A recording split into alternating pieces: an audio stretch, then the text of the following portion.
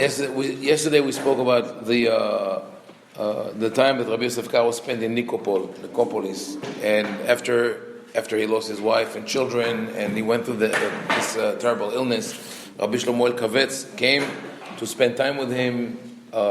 He thought that he was going to die, but eventually he recovered, and according to plan, he should have gone immediately to Eretz Israel. But he didn't do it right away. He delayed for several years. Not exactly clear why. Could be that his wife, because his wife was from Nikopol, didn't want to leave her parents' house. Maybe he thought that he would be able to accomplish the Bet Yosef before he wrote the shulchan-aruch. His commentary in the autumn when he's still there, and then he could print it in Salonika, but eventually he was prompted by the angel, by the visions that he had, and this angel tells him, it's recorded in the Magid Mesharim, ומה שאמר למלאך הגואל שצריך באותו פרק ובאותו מקום שלא תתעכב שם בשום פנים, רק שדרך עלייתך לארץ ישראל תעבור דרך שם ותהיה שם קצת ימים ורבים ישובו מעוון על ידיך ואחר תעלה לארץ ישראל. So Rabbi Yosef Karo told, like, his excuse for delaying in Turkey is that he needs to print his book in Salonika, in the Ottoman Empire, that part, that he needs to print the book in Salonika. And the vision, the angel tells him, no, just go through there, just take a couple of days, talk to people, inspire them to do teshuvah, whatever is needed, and then go to Eretz Israel. ואחר תעלה לארץ ישראל, ואם קודם לכן תרצה ללכת לסלוניקי לתקן ספרך, כאשר מבבך עשה. And if you want to print your book there, do it, אלא שלא תתיישב שם. So he warned them several times, don't go back to Salonika to live there, which what it shows us is this struggle that Rabbi Yosef Karo had between the ideal sort of messianic aspiration to go to Eretz Israel, to settle there and to live there, and the reality of the conditions in the Ottoman Empire, in that part of the Ottoman Empire, were much more hospitable to Jews. You lived in greater communities. You had a support system of schools, kosher meat, whatever you needed was available. It's in a way similar, even with today's situation in Israel. People who want to do Aliyah, they could contemplate it for years. Sometimes it takes a certain crisis or a certain one-moment decision to do it. Jews from France it took them so long to decide to do Aliyah to Israel or to leave France because they thought maybe the situation will be better. Jews from Venezuela, it's all over the world. We've seen things like that, and especially back then, there were a couple of hundred Jews in Israel, so it wasn't very inviting or welcoming. It was anyone who did that was really a major decision and life-changing decision. So, on one hand, you have this spiritual drive to go there. On the other hand, you realize it's not going to work. And we know later on of some of the Hasidic leaders who wanted to go to Eretz Israel who failed. The Baal Shem Tov, Rav Nachman of Breslev, when he went, but he wasn't able to accomplish what he wanted to do. In any way, Rabbi Yosef Karo is told by the angels that it's about time to go. And he says, if it's about printing your book, print your book, but you should know your limits. And then the angel says, Nikopol is not a place where you have to stay. Eventually, Rabbi Yosef Karo went to Eretz Israel a couple of years after the whole Tikkun Shavuot. That was 1533, and it took him 3 years until he eventually got to Eretz Israel. He decided not to stop in Salonika because he was reluctant to meet with Rabbi Yosef Taitatzek. Remember that we discussed Rabbi Yosef Taitatzek, one of three great rabbis by the name Yosef who lived at the same time in Tzefat. Rabbi Yosef Taitatzek and Rabbi Yosef Karo and Mari Berav, so Rabbi Yosef Trani. So all three of them were mentioned that the Hida, Rabbi Haim Ovadia Zulai, bring this myth according to which all three of them were fit to write a book like the shulchan-aruch, but eventually Rabbi Yosef Karo was chosen because of his humility. Rabbi David Shalush brings this story and refutes the story. He shows that it's sort of an urban myth. There's no basis for the story. The Hida lived about 150 years later. Right, but what the Hida did, he has a book called Shem HaGedolim that is sort of a historical review of the tradition of halacha and the great rabbis. So he quotes this story. Rabbi Shalush says about this story, he says, we know that the Hida was not too picky. He would listen, he would hear stories and would include them in his anthology without checking for their authenticity or veracity. So Rabbi David Shalush rejects the story. But there is a basis not to say that, in that story, not to say that in heaven it was decided that one of these three rabbis will write the book, but rather to the fact that Rabbi Yosef Karo had a different approach to his position as a rabbi than of Rabbi Yosef Taitatzek. So Rabbi Yosef Karo was very well aware of his abilities. He was humble, not in a sense of thinking that he's nothing. He was very well aware of his abilities, and in some cases, when necessary, he would take the lead and speak harshly against practices that he didn't think were appropriate, or against other rabbis when they ruled what he thought was not true. He did that, and also we see from all his visions that in secrecy, at least, he held himself at very high regard to think almost that he's in a way the Mashiach. So he knew who he was, or even thought more of that, but he didn't display it so openly as other people. And Rabbi Yosef Taitatzek, on the other hand, was also very knowledgeable and in a very powerful position, didn't behave the same way. Remember that we read a section of how Rabbi Yosef Taitatzek describes his yeshiva. He says, my yeshiva is the leading yeshiva in all of these countries, and my students are the best students, etc., etc. But also, this is what Rabbi Yosef Karo writes about Rabbi Yosef Taitatzek in his diary. And that is interesting to bear in mind, because why is it important to know? It's not just historical. Also, when you think of halacha, you realize that in the world of halacha, the decision whether one person's work will be accepted and another one will be rejected is not just whether it's correctly written or if it's correct according to halacha, but also personal circumstances and how that rabbi or author negotiates his people skills. So Rabbi Yosef Karo writes about Rabbi Yosef Taitatzek. He says, "Uloto ish gadol b'Saloniki, Harav Yutet Shmo." Not written full name, but it's Barit Taitatzek. "Lo medabrim imo kach b'shel halehitut sheyesh bo achar mamon." Says the angel tells Rabbi Yosef Karo, but it could be also the reflections of Rabbi Yosef Karo on the other rabbi. He says he doesn't have visions like you have because he's greedy. He cares about money. וראה למה זכית, שאותו איש גדול, הריט שמו בשל ידידותו אחר ממון ושררה, לא מדברים איתו במדרגות תורה וחסידות כמוך. Says even though he has that great level, he doesn't get the same secrets of Torah and piety as you have. And because he has so many students that he taught, he would have deserved that, but is denied it. אלא שאותה ליטות מעכבת, ואם תימצא עמו, תוכל לגלות אוזנו כדי שישוב. If you will find that, if you will be with him in the same place, maybe you could talk to him to make him do teshuvah.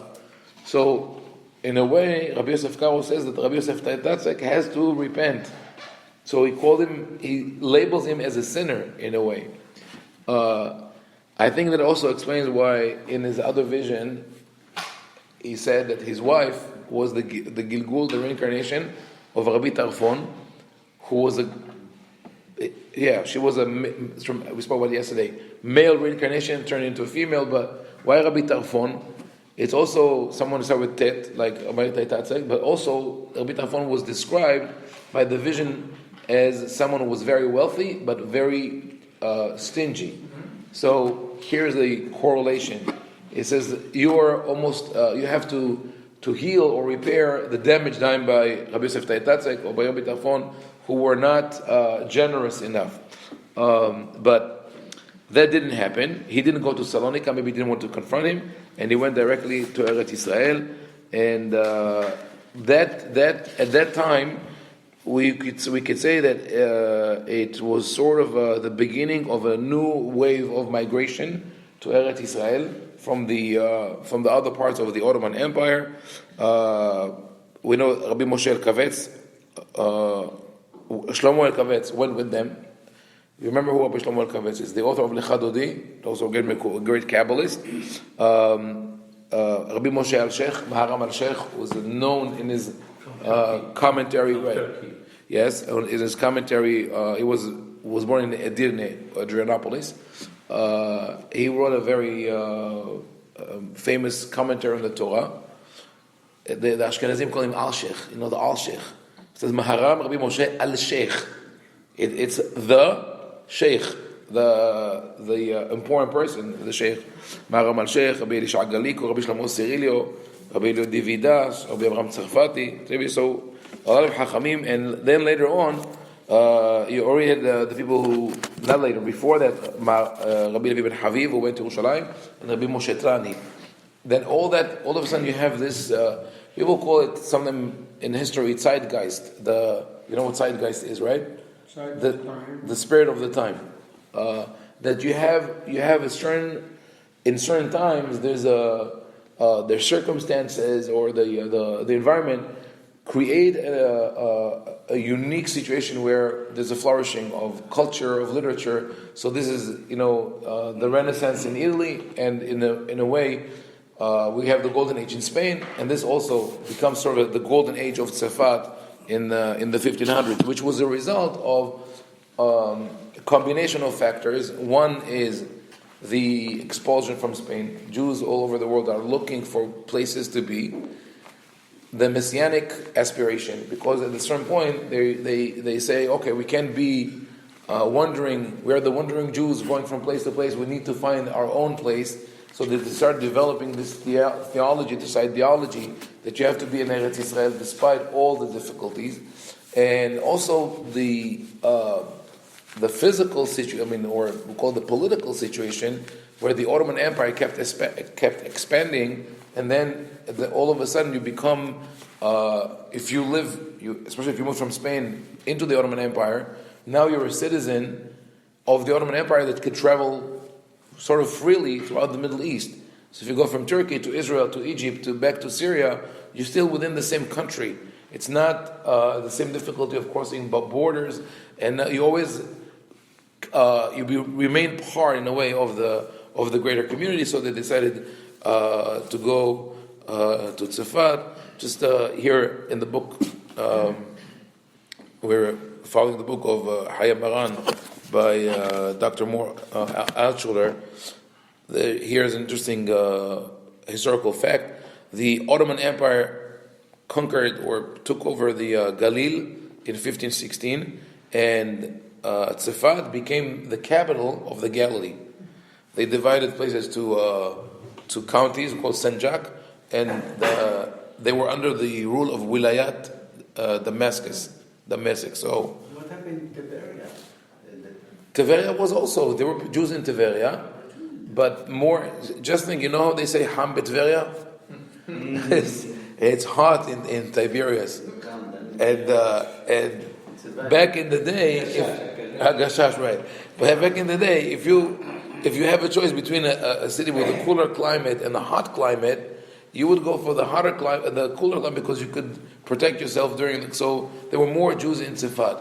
Also, I think probably, like I said before, if you visited Tzefat, and it has this air of holiness, just being isolated in the mountains. Just you go out in the morning, you see the sunset and the sunrise. It's amazing. So people went to Tzefat, and here's a description of Tzefat from 1522 by Moshe Basula, who traveled there. He says, "Tzefatu Galila Elyon me'eretz Naftali." So nice. This is like almost 500 years old description of Tzefat. He says, "Galila Elyon me'eretz Naftali."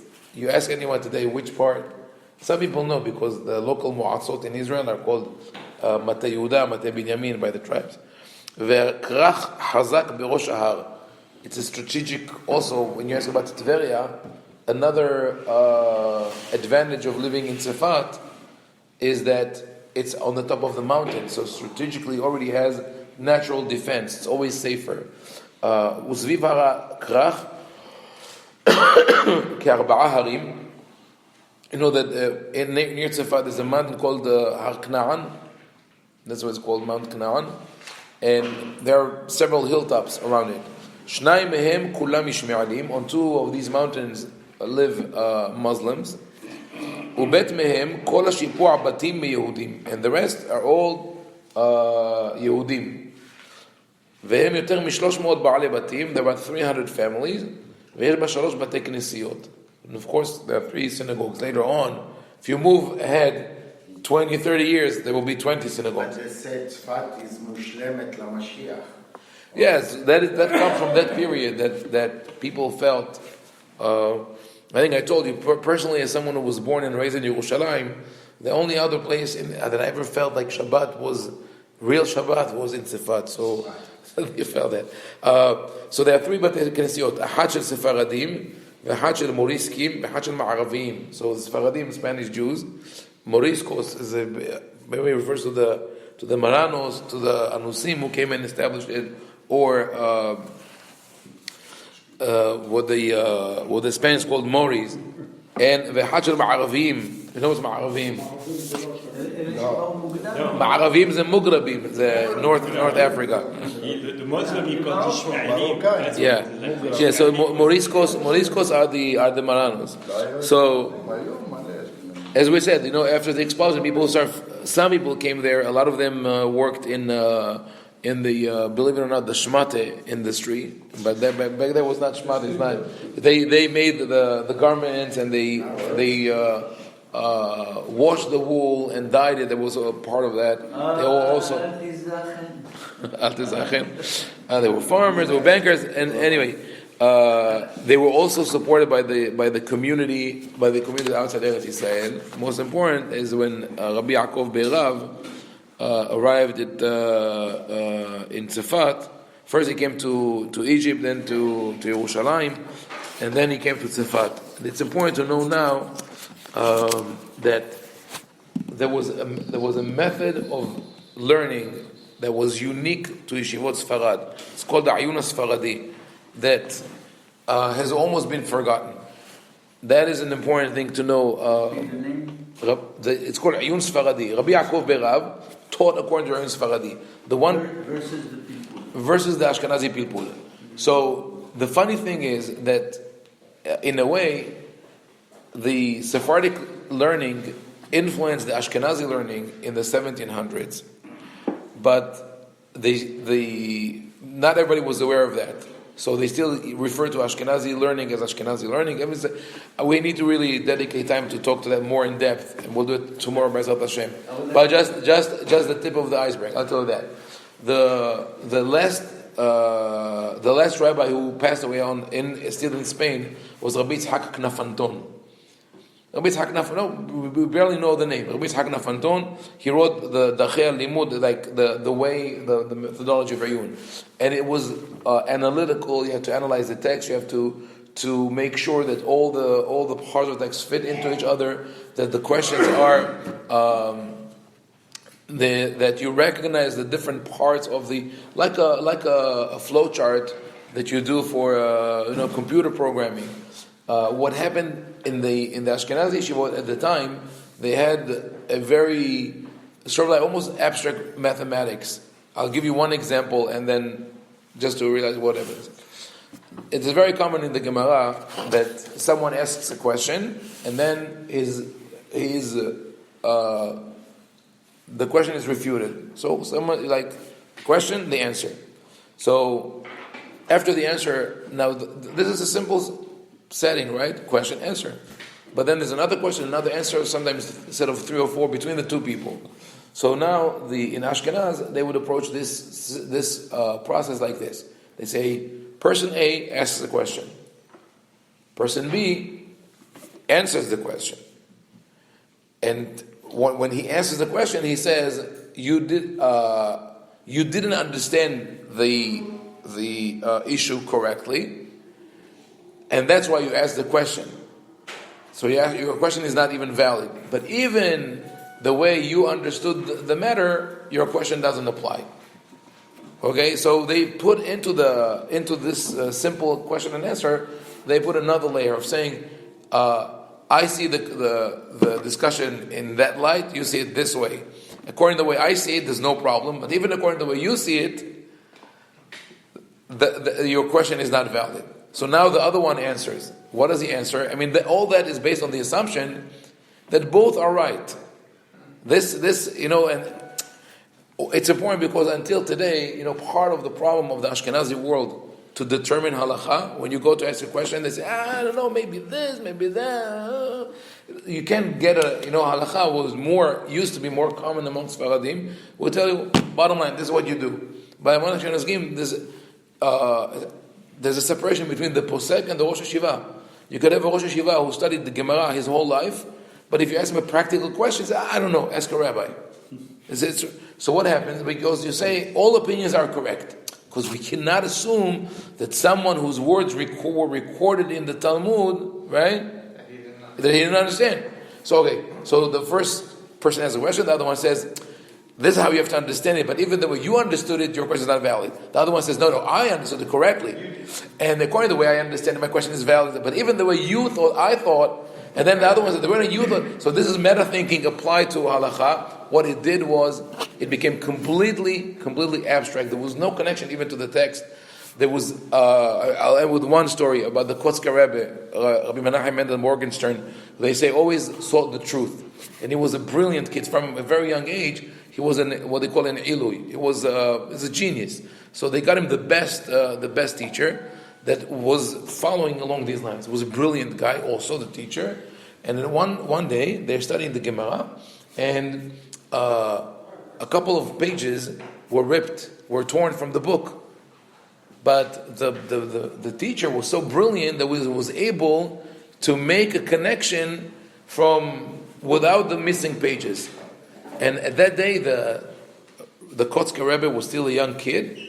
Quit the study. Says, from now on, I'm going to study on my own because this is not Torah of truth. If you could connect two unrelated subjects and make believe that the 3 missing pages are not there, then it's not true. You're just inventing your own stuff, your own Torah. So this is something that in the Sephardic yeshivot did not exist at the time, and probably was imported to the Ashkenazi world, the Sephardic method, and to the part of the Ashkenazi world was imported through the exiles from Spain. But we'll talk more about it tomorrow, B'ezrat Hashem.